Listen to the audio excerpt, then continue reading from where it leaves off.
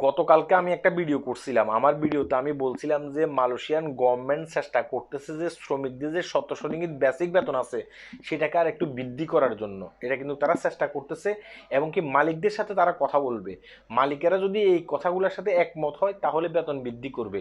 আমি কোন মালিকের কথা বলতেছি? যে মালিকের আন্ডারে আপনি আমি চাকরি করতেছি, যে কোম্পানিতে আপনি আমি চাকরি করতেছি, সেই কোম্পানির মালিকদের সাথে কিন্তু তারা কথা বলবে। কথা না বলে তো তারা বেতন বৃদ্ধি করতে পারে না, তাই না?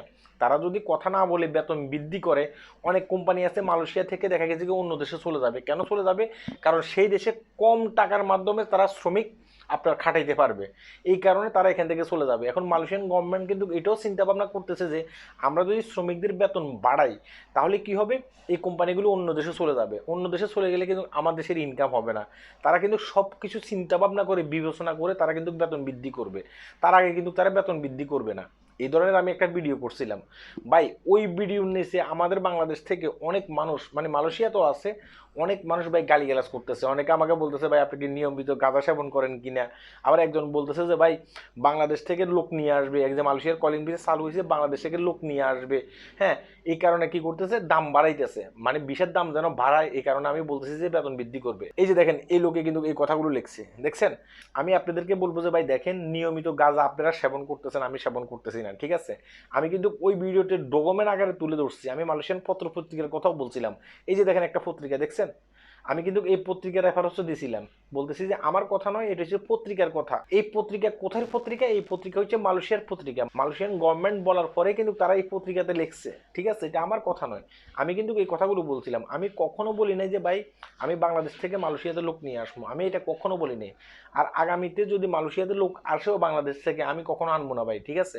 আমি লোক এনে আমার মা বাবাকে আমি গালিগালাজ মানে শুনাইতে পারবো না। আমি অতীতেও কখনো মালয়েশিয়াতে লোক নিয়ে আসিনি। কেন লোক নিয়ে আসিনি, কথাগুলো একটু মন দিয়ে শুনবেন। ধরেন একটা কোম্পানি আপনার সাথে যোগাযোগ করে আপনাকে বলছে যে ঠিক আছে তুমি আমার কোম্পানিতে কিছু লোক দাও। দেখা গেছে কি আমি ওই লোকগুলোকে খুব ভালো অবস্থায় রাখবো। এখন আপনি কি করছেন, বাংলাদেশ থেকে সবার কাছ থেকে টাকা পয়সা নিয়েছেন, টাকা পয়সা নিয়ে কি করছেন, তাদেরকে মালয়েশিয়াতে নিয়ে আসছেন। আনার পরে তারা কিন্তু ভালো অবস্থায় তাদেরকে রাখে নাই। তাদেরকে যে কাজ দেওয়ার কথা ছিল সে কাজ দেয় নাই। এখন ওই লোকগুলো কি করবে? ওই লোকগুলো তো আমাকে গালিগালাজ করবে, তাই না? আমার বাড়িতে বাড়িতে গিয়ে হামলা করবে ওদের ফ্যামিলির লোকে। তাই বলবো যে তুমি তো বলছিলে ওখানে নিয়ে আমাদের লোকদেরকে ভালো কাজ দিবে, কিন্তু তাদেরকে খারাপ কাজ দেওয়া হয়েছে। এই কারণে তারাও কিন্তু এখানে অশান্তিতে থাকবে আর আমি নিজেও অশান্তিতে থাকবো। আর এদিক দিয়ে কি করবে, আমার মা বাবাকে গালিগালাজ করবে। অনেকে আমাকে বলবে যে আমি দালাল, অনেকে আমাকে বলবে যে আমি দালাল। এই কারণে আমি কি করি, আমি এগুলা থেকে বিরত থাকি। আমি নিজে কিন্তু দালালদের বিপক্ষে কথা বলি। কেন কথা বলি? কারণ আমি মালয়েশিয়াতে আসার পরে আমি নিজেও কিন্তু বিপদে পড়ছিলাম। হ্যাঁ, এই কারণে দালালদের বিপক্ষে আমি কথা বলি। কারণ আমি জানি যে দালালরা যেসব কাজগুলো করে এসব কাজগুলোর ভিতরে বেশিরভাগই কাজ হচ্ছে অনৈতিক কাজ। তারা মানুষকে মানুষ মনে করে না, তারা মানুষকে একটা রুমের ভিতরে এনে আটকিয়ে রাখে, জেলখানার মতো করে রাখে, ঠিক আছে?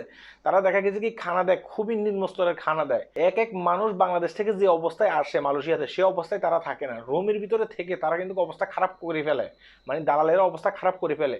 আর যারা এই দালালদের ভুক্তভোগী হয়েছেন, মানে দালালদের আন্ডারে থেকে যারা বিপদে পড়ছিলেন, একটা রুমের ভিতরে আপনাদেরকে আনি 6 মাস 7 মাস পর্যন্ত ঢুকিয়ে রাখছে, আপনারাই একমাত্র আমার এই কথাগুলো বুঝতে পারবেন, অন্য কেউ কথাগুলো বুঝতে পারবে না। তাই দালালদের বিপক্ষে আমি সবসময় কথা বলি। আমি বাংলাদেশ থেকে লোক কখনো আনবো না, আর এই ধরনের কথা আমি কখনো বলিও নাই, ঠিক আছে? আমি যেটা বলতেছি ওটা লিগেলি বলতেছি। কথাগুলো আশা করি বুঝতে পেরেছেন। হ্যাঁ, আল্লাহ হাফেজ।